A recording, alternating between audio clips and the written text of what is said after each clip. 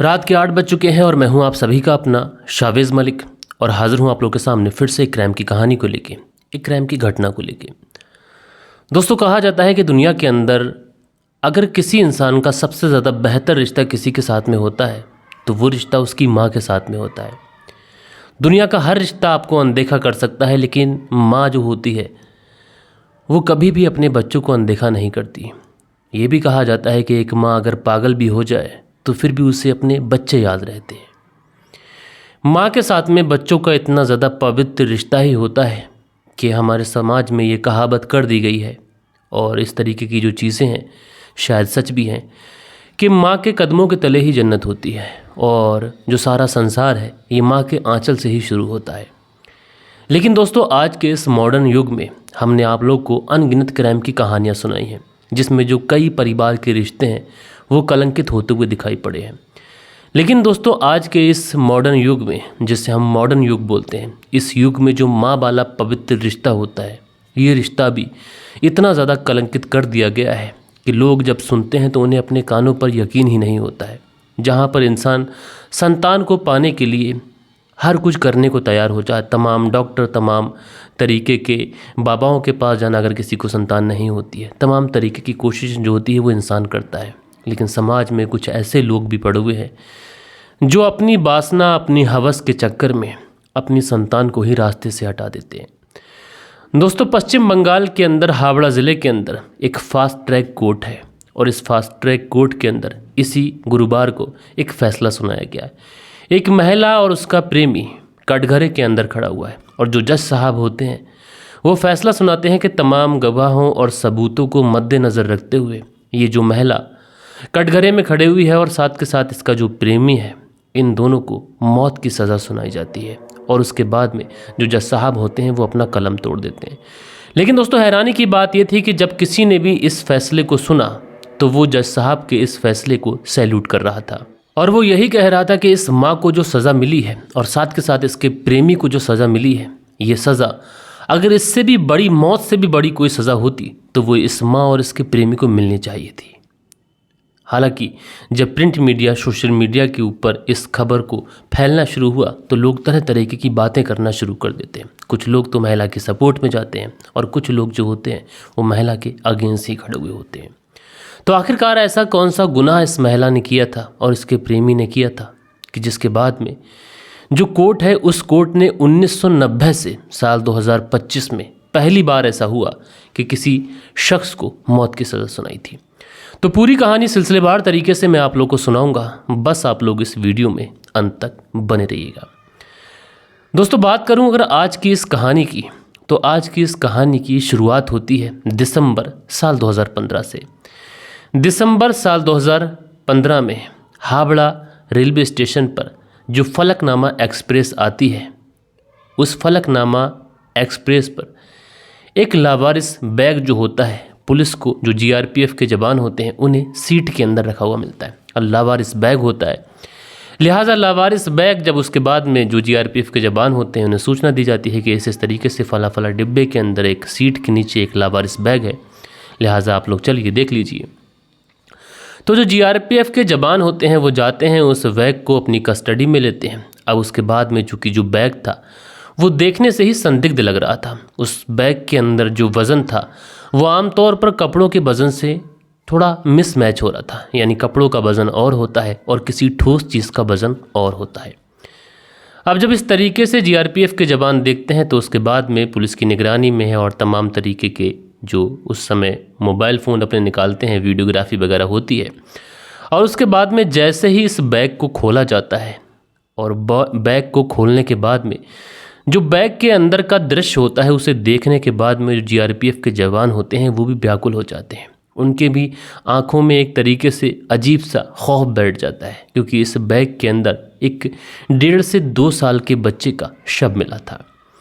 अब इस तरीके से एक अनजान बैग से एक अनजान शव मिलना, पुलिस वाले जो थे वो उस शव के जो फोटोग्राफ्स वगैरह थे वो लेते हैं। उसके बाद में तमाम थानों पर, तमाम जगहों पर उन शव के फ़ोटोग्राफ्स को, जो लड़के के शव मिला था, उसको भेजा जाता है। अब दोस्तों पुलिस वाले ये फ़ोटोग्राफ्स सोशल मीडिया पे भी सर्कुलेट करते हैं, चाहे फेसबुक ग्रुप हो या फिर व्हाट्सएप ग्रुप हो, हर जगह सर्कुलेट करते हैं। और सर्कुलेट करने के बाद में पुलिस वाले इंतज़ार कर रहे होते हैं कि किसी थाने से कोई खबर मिलेगी, किसी बच्चे की अपहरण की रिपोर्ट या फिर कुछ लिखवाई गई हो। उसके बाद में पता चलता है कि इसी हावड़ा पुलिस थाने के अंदर एक रिपोर्ट लिखवाई गई थी। और एक रिपोर्ट जो लिखवाई गई थी उस रिपोर्ट में बताया गया था, बाकायदा बच्चे का फ़ोटोग्राफ्स दिया गया था। और इसमें इस बच्चे के दादा और दादी ने रिपोर्ट लिखवाई थी कि इसकी जो माँ है इस बच्चे के साथ में कहीं लापता हो गई है। अब लिहाजा जैसे ही उस फ़ोटो के साथ में मैच होता है, उसके परिवार वालों को खबर दे दी जाती है। परिवार वाले भी आते हैं, पहचान लेते हैं। उसके बाद में डेड बॉडी को पोस्टमार्टम के लिए भेजा जाता है। डेड बॉडी को पोस्टमार्टम के लिए भेजा जाता है। इधर जो परिवार वालों ने जो गुमशुदगी की रिपोर्ट लिखाई थी उनसे सब पूछताछ की जाती है, किस किस तरीके से क्या कुछ हुआ था। तो उसके बाद में बताया जाता है कि इसकी माँ है जिसका नाम हसीन सुल्ताना है, और वो अपने प्रेमी जिसका नाम भानु शाह है, उस भानु शाह के साथ में कहीं फ़रार हो गई थी। लिहाजा जो पुलिस वाले होते हैं हसीन सुल्ताना और भानु शाह इनकी तलाश जारी करते हैं। इनके जो नंबर होते हैं वो सर्विलांस पे लगाए जाते हैं और पुलिस को इनपुट मिलता है कि जो हसीन सुल्ताना है अपने प्रेमी भानु शाह के साथ में आंध्र प्रदेश में देखी गई है। अब जैसे ही ये खबर पुलिस वालों को मिलती है, पुलिस की जो एक टीम होती है वो तुरंत आंध्र प्रदेश के लिए रवाना हो जाती है। और जो लोकेशन पुलिस को मिली थी, पुलिस उसी लोकेशन पर पहुंचती है और वहां से हसीन सुल्ताना और उसके प्रेमी भानु शाह को उठाती है। उठाने के बाद में सीधा पुलिस थाने लेकर आ जाती है। अब दोस्तों पुलिस थाने हसीन सुल्ताना और भानु शाह को लेकर आया जाता है और उसके बाद में इनसे पूछताछ की जाती है, सख्ती से पूछताछ की जाती है। और दोस्तों जब इनसे सख्ती से पूछताछ की जाती है तो उसके बाद में ये पुलिस कस्टडी में टूटते हैं। और टूटने के बाद में जो कहानी सुनाते हैं, उस कहानी को सुनने के बाद में ना कि पुलिस वाले बल्कि हर कोई हैरान और परेशान था। तो उसके बाद में जो हसीन सुल्ताना है ये बताती है कि आंध्र प्रदेश के अंदर गिट्टूर एक जगह है, इसी गिट्टूर के अंतर्गत उसकी ससुराल आती है। वहीं पर उसकी शादी उसके पति से हुई थी। वो अपने पति के साथ में एक बेहतरीन ज़िंदगी गुजार रही थी। परिवार वाले भी उससे बहुत ज़्यादा खुश थे। जो हसीन सुल्ताना थी ये भी देखने में बेहद ही खूबसूरत थी। लिहाजा इसका जो पति था, इसका जो शौहर था, वो भी इससे बेइंतहा मोहब्बत किया करता था। बाकी के जो ससुराल वाले थे ये भी बहू से बेइंतहा मोहब्बत किया करते थे। बहू जो थी इसका चाल चलन भी ठीक था, देखने में भी खूबसूरत थी, कामकाज में भी अच्छी थी, परिवार वालों की सेवा भी करती थी। इसलिए जो परिवार वाले थे वो इस महिला से काफ़ी ज़्यादा खुश थे। इसलिए इस महिला पे अक्सर ट्रस्ट किया करते थे, अक्सर भरोसा किया करते थे। और इस महिला का जो पति था ये मेहनत मजदूरी किया करता था, काम के सिलसिले में अक्सर बाहर जाया करता था। इसी बीच में कई बार ऐसा होता था कि जो महिला होती थी कई बार घर का सामान खरीदने के लिए मार्केट भी जाया करती थी।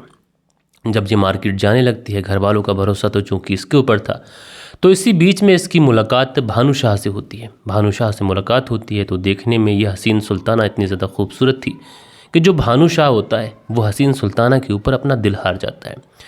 उसके बाद में किसी तरीके से इन दोनों का नंबर एक्सचेंज होता है, नंबर एक्सचेंज हो जाता है, हाय हेलो होती है। उसके बाद में इनमें जो बातचीत का सिलसिला होता है वो बातचीत का सिलसिला शुरू हो जाता है। लेकिन दोस्तों जब एक बार इन दोनों के बीच में बातचीत का सिलसिला शुरू होता है तो फिर उसके बाद कभी रुकने का नाम नहीं लेता। हसीन सुल्ताना को जब भी समय मिलता वो तुरंत अपने प्रेमी यानी जो अभी दोस्त था भानु शाह को कॉल लगा देती, उससे घंटों घंटों बात करती, रात को भी बात करती। पति अक्सर काम के सिलसिले में बाहर ही रहा करता था।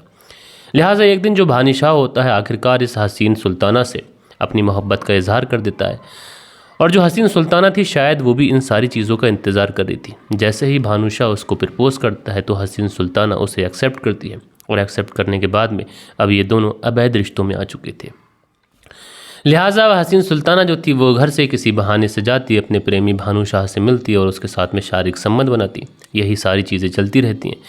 परिवार वालों को हसीन सुल्ताना के ऊपर काफ़ी ज़्यादा भरोसा था, परिवार वाले ट्रस्ट करते थे, इसलिए किसी को कुछ शक नहीं हुआ। लिहाजा जो पति था उसको भी कोई शक नहीं था। धीरे धीरे ये चीज़ें चलती रहती हैं। लेकिन दोस्तों जैसा कि कहा जाता है कि जो अवैध संबंध होते हैं ये समय के साथ कम नहीं होते बल्कि समय के साथ बढ़ते चले जाते हैं।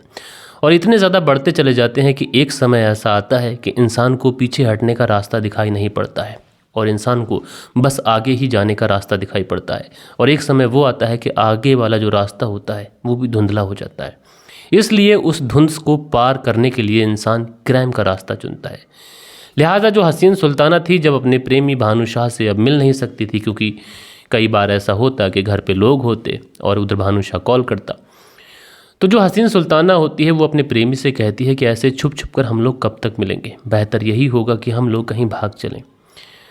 जो भानुशाह था वो भी शायद इसी चीज़ का इंतज़ार कर रहा था। वो बताता है कि ठीक है, अगर भागना है तो फिर इस तरीके से भागेंगे। लेकिन हसीन सुल्ताना होती है वो कहती है कि देखो मेरा एक साल का बेटा है, 1 सवा साल का, मैं उसको नहीं छोड़ सकती। लिहाजा जो भानुशाह होता है वो कहता है कि ठीक है, तुम अपने बच्चे को भी साथ ले लो, मैं उसे भी अपना नाम दे दूंगा। उसके बाद सारी डेट मुकर्रर होती है। डेट मुकर्रर होने के बाद में जो हसीन सुल्ताना थी अपने परिवार वालों को किसी तरीके से सोने के बाद में और वहाँ से निकलती है अपने बच्चे को लेकर। बाहर खड़ा हुआ भानुशाह उसका इंतज़ार कर रहा था। उसके बाद में ये दोनों वहाँ से निकलते हैं और भागकर हैदराबाद पहुँच जाते हैं। हैदराबाद में एक जगह पड़ती है बाजरा हिल्स इलाका। ये जो बाजरा हिल्स इलाका है, यहीं पर ये दोनों रहने लग जाते हैं। जब यहाँ पर रहने लग जाते हैं तो अब जो चीज़ें थी वो अलग हो चुकी थी। अब प्रेमी प्रेमिका वाला कोई सीन बचा नहीं था। अब दोनों एक दूसरे के साथ में लिव इन में रहने लग जाते हैं। धीरे धीरे समय गुजरता है, लेकिन ये जो बच्चा था, इसे भानुशाह को ये बच्चा बिल्कुल पसंद नहीं था, क्योंकि जो बच्चा था ये हसीन सुल्ताना के पहले वाले पति का था। लिहाजा जो भानुशाह होता है वो कहता है कि देखो तुम मुझसे प्यार करती हो, मैं तुमसे प्यार करता हूँ, लेकिन ये जो बच्चा है ये तुम्हारे पहले वाली पति की निशानी है और ये हमें अक्सर डिस्टर्ब भी करता है। अगर हम दोनों एक दूसरे के साथ में इंटीमेट हो रहे होते हैं, शारीरिक संबंध बनाने को जा रहे होते हैं, तो उसी समय ये रोने लग जाता है या फिर कुछ और। लिहाजा बेहतर यही होगा कि ये जो बच्चा है, जो हमारे बीच का कांटा बना हुआ है, इस कांटे को हम लोग दूर कर दें। अब जो हसीन सुल्ताना थी, कहने को तो वो माँ थी, वो अपने इस पार्टनर को, इस लवर को, इस प्रेमी को समझा सकती थी, लेकिन वो भी अपने इस प्रेमी भानुशाह का साथ देती है और उसके बाद ये दोनों मिलकर गला दबाकर उस 1.5 साल के बच्चे की हत्या करते हैं। हत्या करने के बाद में एक ट्रॉली बैग बाज़ार से ख़रीद के लेके आते हैं और उस ट्रॉली बैग में इस बच्चे के शव को रखते हैं और बाकायदा जिस तरीके से सामान लेके जाया जाता है उसी तरीके से ये लोग सिकंदराबाद रेलवे स्टेशन पर पहुंचते हैं। और वहां पर पहुंचने के बाद में जो फलकनामा एक्सप्रेस आती है, जो कि हावड़ा के लिए निकलती है, उस हावड़ा वाली ट्रेन पर उस बच्चे के शव को ये जो ट्रॉली बैग था उसमें लेकर जाते हैं और एक सीट के अंदर रख देते हैं और रास्ते में कहीं उतर जाते हैं। अब दोस्तों उसके बाद में ये जो शव था हावड़ा रेलवे स्टेशन पे पहुंचता है, वहाँ पे जीआरपीएफ के जवान देखते हैं। उसके बाद पूरा मामला खुलता है। इन दोनों को आंध्र प्रदेश से गिरफ्तार किया गया था और दोस्तों इन लोगों ने ये जो पूरी प्लानिंग के तहत किया था वो इसीलिए किया था कि ये लोग बीच में उतर कर कहीं दूर फरार हो जाएंगे और ये जो बच्चे का शव है ये उनके परिवार वालों तक भी पहुँच जाएगा। लिहाजा इस तरीके से जो माँ थी वो माँ कुमाता बन गई। उसके बाद में इन दोनों को कस्टडी में भेजा गया। मामला कोर्ट में पहुंचा, फास्ट ट्रैक कोर्ट में सुनवाई हुई और अभी इसी शनिवार को शायद इस पूरे मामले का खुलासा हुआ है और इसमें फैसला आया है, जजमेंट आया है और ये जो माँ है और इसका जो प्रेमी है, इन दोनों को मौत की सज़ा सुनाई गई। बहरहाल दोस्तों इस तरीके से जो रिश्ते कलंकित हो रहे हैं, इन लोगों के बारे में आप लोग क्या कहना चाहते हैं? ऐसी माँ को और ऐसे पिता को जो लोग ऐसा करते हैं उनको किस तरीके से सज़ा मिलनी चाहिए? आप लोग अपनी राय नीचे कमेंट्स बॉक्स में ज़रूर से ज़रूर दीजिएगा। और कल के दिन आप लोग के कुछ प्यारे प्यारे कमेंट्स भी थे, वक्त होता है कि आप लोग के कमेंट्स पढ़ लिए जाए। दोस्तों कल के दिन जो पहला कमेंट्स आया था ये रणबीर सिहाग हैं, लिखते हैं भाई साहब आपको नमस्कार करता हूँ। रणबीर सिहाग जी झमोला हरियाणा से सुनते हैं और लिखते हैं आपकी कहानी सुनते हैं, आप अच्छी कहानी सुनाते हैं, किसी दिन जनरल नॉलेज की कहानी भी सुना दिया करो, धन्यवाद आपका। तो रणबीर सिहागा जी भाई साहब नमस्कार। आपने जो बात कही है बहुत अच्छी कही है और मैं कोशिश करूंगा अगर कोई जनरल नॉलेज की स्टोरी होगी तो मैं ज़रूर सुनाऊंगा। शील निधि हैं, लिखते हैं आज की कहानी अच्छी लगी और इस कहानी को सुन के तो देश हिल गया, क्योंकि 62 लोगों ने उस बच्ची के साथ में रेप किया था जो कल के दिन मैंने आप लोग को सुनाई थी। और इसमें CWC टीम का कहना है कि ये बच्ची का बयान अधूरा है, अभी ये मामला बढ़ सकता है, यानी जो संख्या है रेपिस्ट की ये और ज़्यादा बढ़ सकती है, 100 के पार पहुँच सकती है। उसके बाद में नक्षत्र सिंह लिखते हैं मेरे छोटे भाई साहब नमस्कार। आपने जो कहा बहुत कम लोगों ने सहायता की है, तो भाई साहब हम क्या कर सकते हैं? आप और हम तो सिर्फ गुजारिश कर सकते हैं, अल्लाह से दुआ कर सकते हैं, अल्लाह उन्हें जल्दी तंदुरुस्त रखे। नक्षत्र सिंह जी आपका बहुत बहुत शुक्रिया, आपने बहुत अच्छी बात कही। हम तो बस ज़रिया बन सकते हैं, गुजारिश कर सकते हैं, बाकी मदद करने वाला तो ऊपर वाला ही है। हम तो किसी की बस छोटी सी हेल्प कर सकते हैं। इसलिए जो लोग भी उस लड़के की हेल्प करना चाहते हैं तो एक बार मैं कहूँगा जो एपिसोड 505 है, कल के दिन 506 था तो उससे पहले वाला जो एपिसोड है 505, तो उस पर मैंने QR कोड लगाया है, आप लोग एक बार जाकर उसकी मदद कर सकते हैं जो लोग भी करना चाहें। उसके बाद सैड मजनू हैं, हार्ट बनाते हैं, बहुत शुक्रिया। सैड मजनू आगे लिखते हैं जो इमोजी बनाते हैं स्माइल करते हुए, बहुत शुक्रिया। हसीबुल अंसारी हैं, लिखते हैं अस्सलाम वालेकुम मलिक भाई, बहुत अफसोसनाक कहानी है। हसीबुल अंसारी जी मेरे बड़े भाई आपका बहुत बहुत शुक्रिया। उसके बाद में AS मेहरान हैं, लिखते हैं वेरी नाइस स्टोरी भाई, इरफान मलिक लालपुर उत्तराखंड से सुनते हैं। तो इरफान मलिक जी ये मेरे जीजा जी हैं, आपका बहुत बहुत शुक्रिया मेरे भाई इस तरीके से प्यार दिखाने के लिए। और उसके बाद में सुरेंद्र शर्मा हैं, लिखते हैं नमस्ते मलिक भाई साहब, नाइस स्टोरी। सुरेंद्र कुमार, श्री विजयनगर राजस्थान से। तो सुरेंद्र कुमार जी आपका बहुत बहुत शुक्रिया। उसके बाद में सैड मजनू हैं, जो सेलिब्रेशन वाला एक इमोजी रहता है वो बनाते हैं, बहुत शुक्रिया। गोंडेनवाल करके हैं, लिखते हैं बेहद ही दुखद घटना है। तो गोंडेनवाल जी आपका शुक्रिया। सैड मजनू जी अगला कमेंट्स करते हैं, बहुत शुक्रिया। उसके बाद में राजेश्वरी जी हैं, गल हु करके इनकी आईडी है, लिखते हैं I love listening your story भाई, it's so sad that the 13-year-old girl had to go through so much trauma from rape. जी बहुत अच्छी बात कही आपने, बड़ी हैरानी हुई थी मुझे भी जब मैंने इस कहानी को सुनाया था, बहुत शुक्रिया। और उसके बाद में सैड मजनू हैं, लिखते हैं शुरू हो गया। तो भैया शुक्रिया आपका। सुनील त्यागी हैं, लिखते हैं नमस्कार भाई साहब, रेणु सुनील त्यागी श्याना बुलंदशहर से। आप दोनों पति पत्नी का बेहद शुक्रिया। राजेंद्र कुमार हैं, लिखते हैं नमस्कार सर जी। तो राजेंद्र कुमार जी आपका शुक्रिया। उसके बाद में मनोज भारद्वाज हैं, लिखते हैं सर जी आप दिल छोटा मत करो, सब ठीक होगा। मनोज भारद्वाज जी आप सभी का शुक्रिया। दिल छोटा तो मैं इसलिए कर रहा था कि अगर इंसान के पास में इतनी हैसियत हो तो वो अकेले ही मदद कर सकता है, लोगों के आगे जाकर हाथ फैलाने की ज़रूरत नहीं पड़ती, क्योंकि मैंने हाथ फैलाया भी और उसके बाद बहुत कम लोगों ने मदद की। उसके बाद में दी वेस्टर्न लिखते हैं ये चीज़ सबसे गंदी लगती है कि अपनी गर्लफ्रेंड को लोग किसी और के साथ शेयर कर देते हैं। बहुत अच्छी बात कही दी वेस्टर जी आपने, आपका तहे दिल से शुक्रगुजार हूँ। हसीबुल अंसारी लिखते हैं भाई हम 2-1 दिन में पैसे लगाएंगे इंशाल्लाह, मेरा गूगल पे नहीं चल रहा है भाई, दूसरे से लगवा देंगे इंशाल्लाह, जल्दी ठीक होगा। वीडियो आपका भेजा है लोगों को। हसीबुल अंसारी जी आपका बहुत शुक्रिया, इस तरीके से आपके जहन में ये चीज़ें आई हैं कि लोगों की मदद करनी चाहिए, बहुत शुक्रिया। नफीस खान लिखते हैं, नफीस खान, तो नफीस खान जी शुक्रिया। उसके बाद में नफीस खान आगे लिखते हैं कमेंट्स पढ़ते नहीं हो भाई नफीस खान का। नफीस खान जी ऐसी कोई बात नहीं है, कमेंट्स में ज़रूर पढ़ता हूँ। उसके बाद में गैरी मुहर करके आईडी है, हार्ट बनाते हैं, और AS मेहरान एक हार्ट बनाते हैं, कई सारे हार्ट बनाते हैं। तो मेहरान हमारे भांजे नाम से आईडी है, और ये हमारे जीजा जी शायद कमेंट्स कर रहे हैं। तो आप लोगों का सभी का बहुत शुक्रगुजार हूँ कि आप लोगों ने इतने इतने प्यारे कमेंट्स से नवाजा। तो दोस्तों आज की स्टोरी आप लोगों को कैसी लगी, और आप लोगों के कमेंट्स भी मैंने पढ़े हैं, तो आप लोग कोशिश करा करें कि ज़्यादा से ज़्यादा कमेंट्स करा करें, और ज़्यादा से ज़्यादा लाइक किया करें, ज़्यादा से ज़्यादा वीडियो को शेयर किया करें, ताकि जो क्राइम स्टोरीज़ का सिलसिला है ये कभी थमे नहीं, और हम आप लोगों के सामने ऐसे ही क्राइम की बेहतरीन से बेहतरीन स्टोरी लेकर आते रखें, और आप लोग ये देख सकें कि समाज के अंदर आखिर किस किस प्रवृत्ति के लोग पड़े हुए हैं। एक बार फिर से इस वीडियो के अंत में मैं आप लोगों से कहना चाहूँगा कि जो लोग भी मदद करना चाहें उस लड़के की, जो मैंने 505 एपिसोड में बताया था, एक बार जाके 505 एपिसोड को ज़रूर चेकआउट करिएगा। जो लोग भी मदद करना चाहें कर सकते हैं। बाकी हम लोग मिलते हैं कल के दिन किसी और क्राइम स्टोरी के साथ में। जब तक के लिए अपना ख्याल रखें, देश का ख्याल रखें, परिवार के रिश्तों की अहमियत को समझें। जय हिंद, जय भारत।